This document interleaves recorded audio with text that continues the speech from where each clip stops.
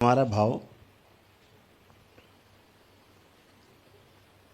रहता है कि मैंने किया, तो आपके द्वारा किया गया कर्म एक क्रिया बन जाता है, तब भाव उठता है मैंने किया। जब आप दृष्टा भाव में रहते हैं कोई कर्म करते हुए, तो क्रिया ना होकर के घटना बन जाती है।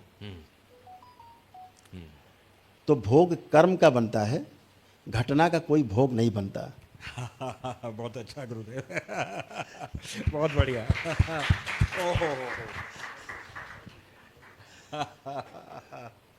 तो सीधा उपाय है कि हम कर्ता बनने के स्थान पर कोई भी कार्य करते हैं, हम ईश्वर पर डाल देते हैं। सब भोलेनाथ ने किया, बाबा ने किया, गुरुदेव ने किया, ईश्वर ने किया। हम मात्र साधन हैं, घटना में हम केवल शामिल हैं, लेकिन अकर्ता भाव से, दृष्टा भाव से, यहाँ पर ब्रेक चाहिए सबको ताकि सभी मनन कर सकें गुरुदेव। साक्षी भाव से। बहुत गहरा विषय है।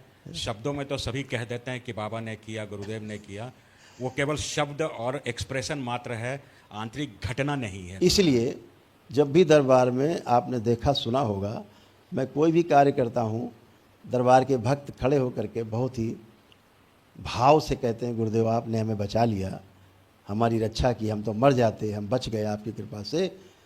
मैं उसकी बात पूरे होने से पहले बोलता हूँ, सब बाबा माँ करते हैं, और मैं कर्ता भाव से मुक्त हो जाता हूँ। तो मेरा कोई भोग नहीं बनता। हम तो अरबों खरबों दरबार में सब संगार हो जाते हैं, तो मेरा कोई तो भाव कर्ता का है ही नहीं, अकर्ता का भाव है। इसलिए हमें कोई पाप नहीं लगता, कि हम पाप और पुण्य दोनों से बाहर हो जाते हैं।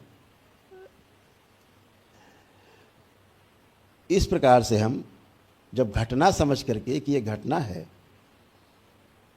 और घटना में हम शामिल हैं क्योंकि प्रकृति की ऐसी इच्छा है, तो हम कर्ता भाव से मुक्त हो जाते हैं और भोग नहीं बनते। तो तीनों जो गुण हैं, सतोगुण, तमोगुण, रजोगुण, हम तीनों से बाहर हो जाते, नहीं तो एक में तो फंसना तय है। इसलिए आकर्ता का भाव, दृष्टा भाव, साक्षी भाव, अक्रियाशीलता का भाव हमको अपने कर्म बंधन से मुक्ति प्रदान करता है। अन्यथा अगला जन्म भी हमारे कर्म बंधन के आधार पर आशा बंधन से युक्त होकर होना तय है, उससे बचने का कोई उपाय नहीं है, भोग तय है।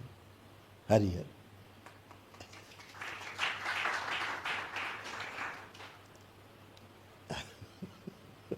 राजीव जी।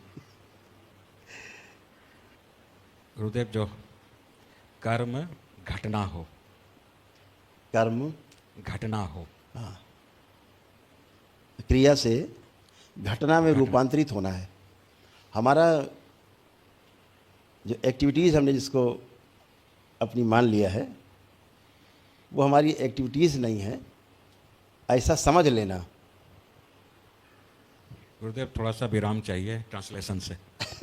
ये अब बहुत गहरे में जा रहा है, बहुत गहरा विषय है ये गुरुदेव। विषय बहुत गहरा है। इसको कंप्लीट कर देते हैं एक बार, अगला एक पैरा और एक कंप्लीट करके फिर हम लोग ब्रेकफास्ट करेंगे। गुरुदेव गुरुदेव यहाँ पे विराम चाहिए। अभी कुछ भी बोलने की इच्छा नहीं हो रही गुरुदेव, बस इसी में घुसने की इच्छा हो रही है कि प्रत्येक कर्म घटना का रूप, कर्म को घटना में कैसे परिवर्तित कर करें, दें। Question is. जी, I will translate later, let me, I am just. इसके आगे जब जाते हैं, दूसरा है अहंकार, के बाद मोह। जी, मोह से बचने का क्या उपाय है? जी गुरुदेव। जितने भी कर्म अभी हमने चर्चा किए, स्वयं के प्रिय हित और लाभ के लिए होते हैं, उनमें क्रिया ही क्रिया है। जीव चेतना है, जी गुरुदेव। जीव जंतु पशु पक्षियों की चेतना है। जी शरीर के आधार पे कार्य करना, जी शरीर मान के अपने को जीना, जीना, जी गुरुदेव। ऐसा जीना, जी ऐसी क्रिया वो कर्म बन जाती है और उसका बंधन बनता है। जी गुरुदेव। गुरुदेव संबंधों में फिर यह लेकिन जब न्याय धर्म और सत्य के आधार पर हाँ जी गुरुदेव स्पष्ट।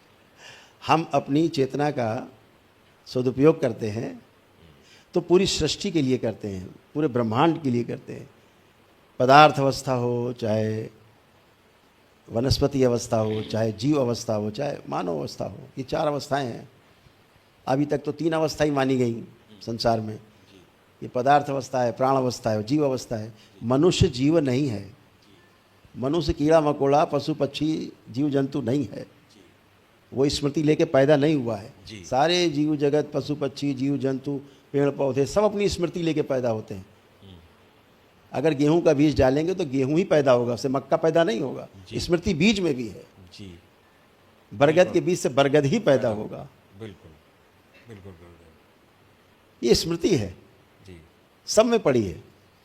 पूरा पदार्थ अवस्था, सोने का टुकड़ा 5 किलो का हो, आप उसके 500 टुकड़े कर दीजिए, सोना ही रहेगा।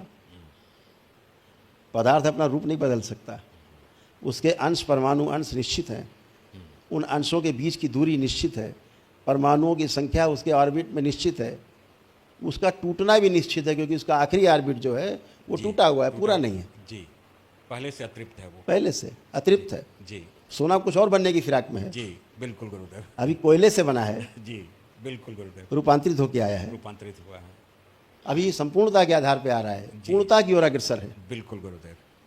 तो जब हम बात करते हैं मोह की, तो मोह से कैसे बचा जाए, तो मोह से बचने का बहुत सरल तरीका है। हम जब तक किसी को शरीर के रूप में जानते हैं और अपने आप को भी, सबसे पहली घटना, अपने आप को अगर हम शरीर माने रहते हैं, अपने शरीर के साथ हम अपने जीवन को स्पष्ट नहीं देख पाते, जब तक हम ये नहीं समझ पाते कि यह शरीर जीवन और इस शरीर से बना हुआ ये मानव शरीर है, दो चीज़ों से मिल के बना है, तब तक हम सामने वाले को भी ऐसा ही माने रहते हैं कि यह भी मात्र शरीर है। शरीर के साथ शरीर का जो निर्वाह है वो मोह पैदा करता है। बिल्कुल। मोह से बचना है वाह। तो अपने जीवन को समझना होगा, अपने जीवन पर दृष्टि डालनी होगी। जब अपने जीवन पर दृष्टि रहेगी तो सामने शरीर नहीं, फिर जीवन ही दिखेगा व्यक्ति का। वाह वाह। और जीवन से जीवन की जब आप गणना करेंगे, तुलना करेंगे, तो मोह नष्ट हो जाएगा। वाह। क्योंकि वह जीवन जो मुझ में है वो संसार के प्रत्येक मानव में वह जीवन उपलब्ध है। सबका जीवन एक जैसा है, बच्चा है, बूढ़ा है, जवान है, कैसा भी है, सबका जीवन एक जैसा ही है, उसका डिजाइन एक ही जैसा है। कैसा डिजाइन है जीवन का? जीवन का डिजाइन है प्रत्येक का पैदा होने से लेके मरने वाले दिन तक एक ही चाहना है, सुख की चाहना है। बिल्कुल गुरुदेव। इस आधार पर समस्त जीवन की चाहना एक जैसी एक ही है। बिल्कुल गुरुदेव। मुक्त होना चाहता है प्रत्येक जीवन, जी ये सब की चाहना है। जी बिल्कुल यूनिवर्सल। और सुख कौन सा चाहता है?